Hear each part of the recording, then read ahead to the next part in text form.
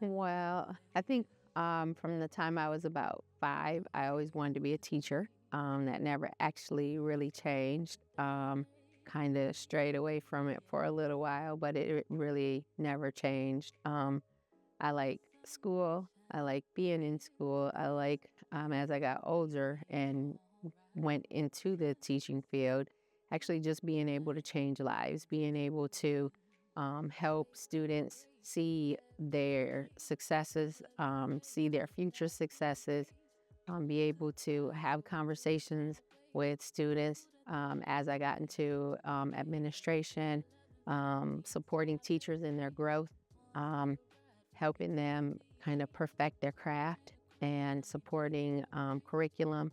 It's important to me that curriculum represents all students and the way that all students learn. So I got into a lot of curriculum writing for our students and for our teachers as well.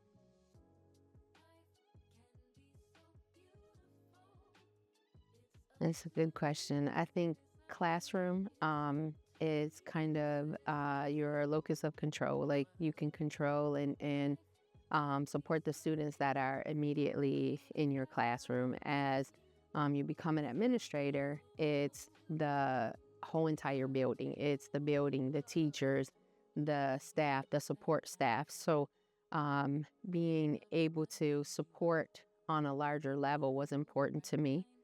Being able to support students with diverse needs was important to me. And doing that larger scale was one of the reasons why I moved into administration.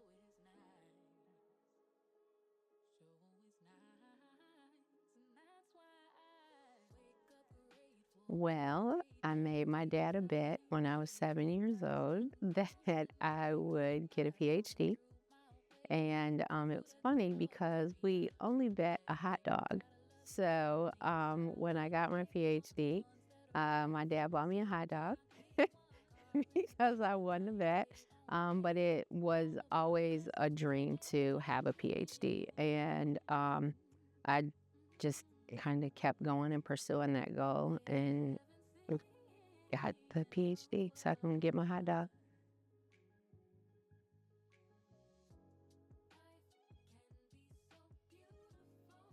Well, that would be my mother. My mother was an Eastern Star. We grew up in kind of under that leadership and that belief that supporting the community was extremely important. My mother was on city council for Hamtramck, which is kind of where I did a little bit of my growing up. So community involvement, activism, standing up for what's right were always pillars in our household. So I would definitely have to say it was my mother that influenced that community involvement and that commitment to nurturing and growing our community.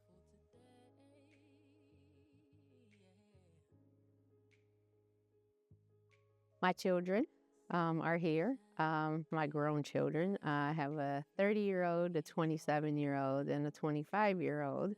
And if not me, then who?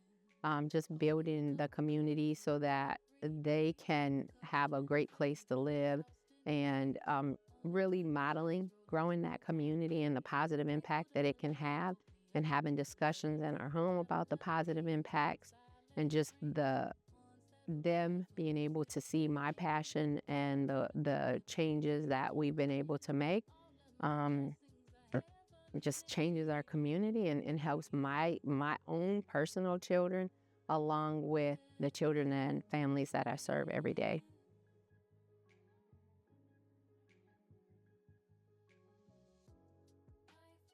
I think values, definitely voice, choice, and agency, having ownership over your voice, making a choice, a positive choice that you believe in and stand firm in. Agency, having ownership over who you are, what you do, are extremely important to me. Being transparent, being honest, are incredibly important things to me and things that I talk about when I talk to my students, when I talk to my teachers, when I talk to staff.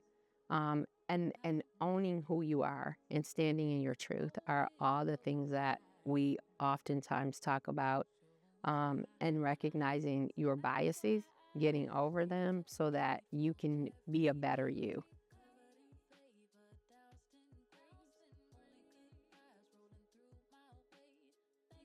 I think why YCS for your child? We have grown.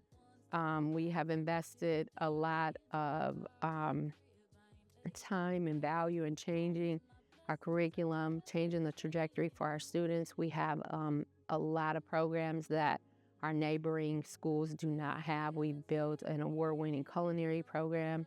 Our students from culinary just went to Texas to cook for the astronauts.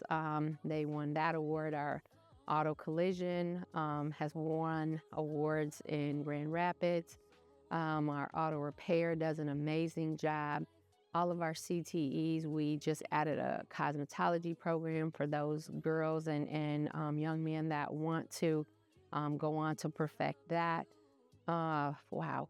Podcasting, broadcasting, TV, and podcasting is another CTE that we've added. Um, Botany and horticulture, we will be adding in the next few weeks. So we have a lot of opportunities that our students don't, other students don't have. We have a partnership with WCC for a certified nursing program. We also have a dual enrollment for our students that want to remain a fifth year and walk away with a completely free 2-year associate's degree in general studies. We had also a partnership with D3C3, which did a study, what are the most prominent jobs over the next 10 years, and identified what those jobs were. And our students are able to join WCC in those different tech jobs, with automotive, cybersecurity as one of them, coding, automation. So some of those jobs that are going to be around a good long time, our students are able to dual enroll in that program completely free. And they enroll in 10th grade second semester or at the beginning of 11th grade. And at completion, when they graduate, they would graduate with the degree or the certification from the program, as well as their diploma. Those jobs start at about $45,000 to $55,000. So imagine an 18-year-old making that kind of money. We are really changing the trajectory for our community when we talk about community and building financial stability for our students at 18. So we've also got some partnerships with Driving Possibilities through Toyota and Fame, and they're offering internships for some of our students. So we've got a lot going on, and when we look around at our neighboring schools, they're not offering all these things.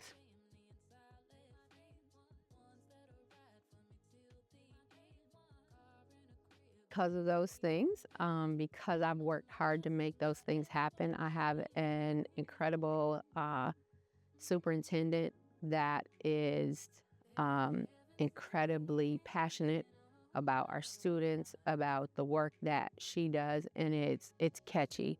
That when you sit around somebody that or be around in the midst of someone that has that passion and displays that, you know that what they're doing is genuine, and it's not about, in my opinion, the glitz and glam of it. It's roll your sleeves up and everybody on deck and let's get this work done to make sure that our students have better opportunities and chances for success. And I've had served under a few different superintendents, and she by far is the most passionate and is just a belief in building the skills that our students have, allowing them to graduate. We've got the different programs. Our students are able to go to a 4-year degree and build on those credentials that they receive. So really building those stackable credentials for them.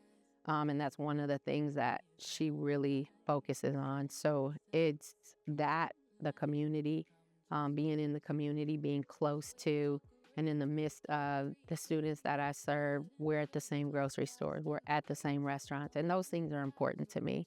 So that for me is YYCS.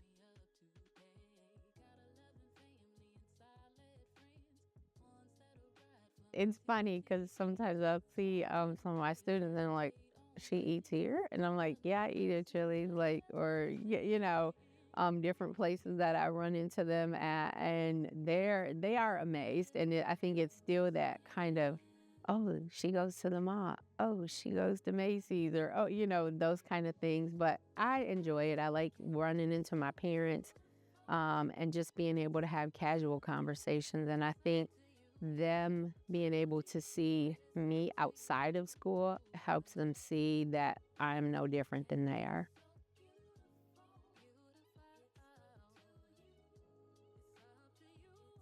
I think my mother, I think my superintendent, from a business standpoint and, a professional standpoint, but I also think about my mother and the values that she has instilled in me to just be who I am, stand in my truth, be powerful, be bold, um, uh, and just be strong. And I think that is the person that really has inspired me and pushed me to get to where I am and to be who I actually am today.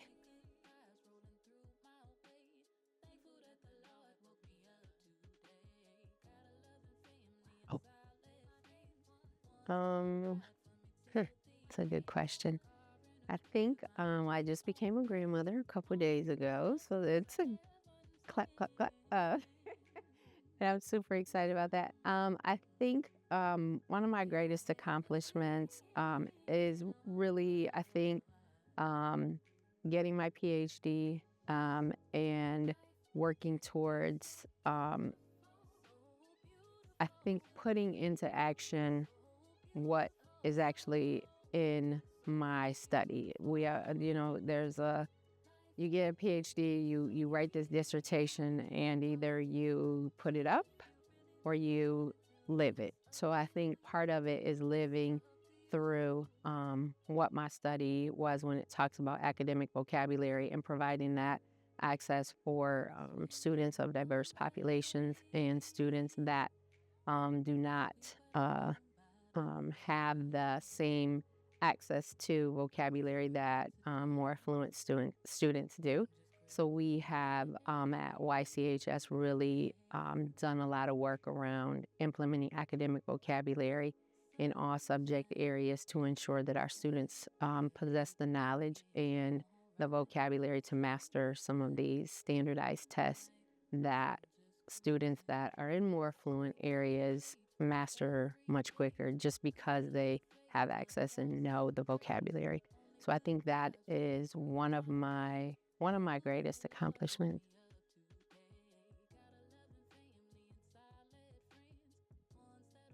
I was shocked when pleasantly shocked when I got the notification.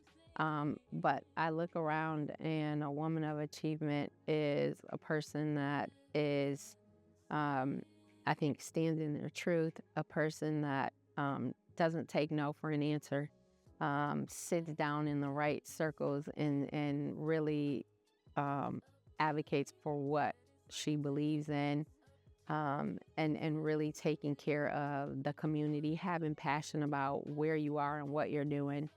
Um, I think those are all things that a woman of achievement would possess.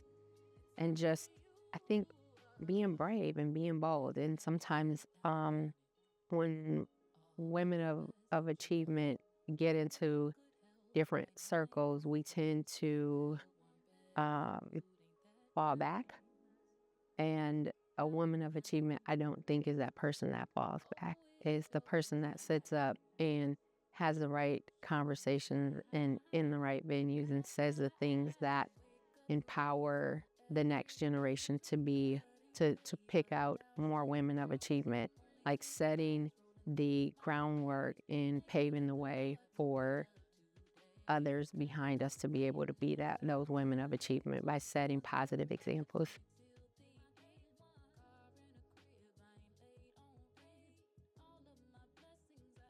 How do you say? I think my message would be know who you are, know whose you are, know what you're about, stand in your truth, be bold, be powerful, advocate for what you believe in, and every day that your feet hit the floor, do what's right within your heart and soul, and do right by the people that have gone before you, and pay homage to those that have paved the way for you.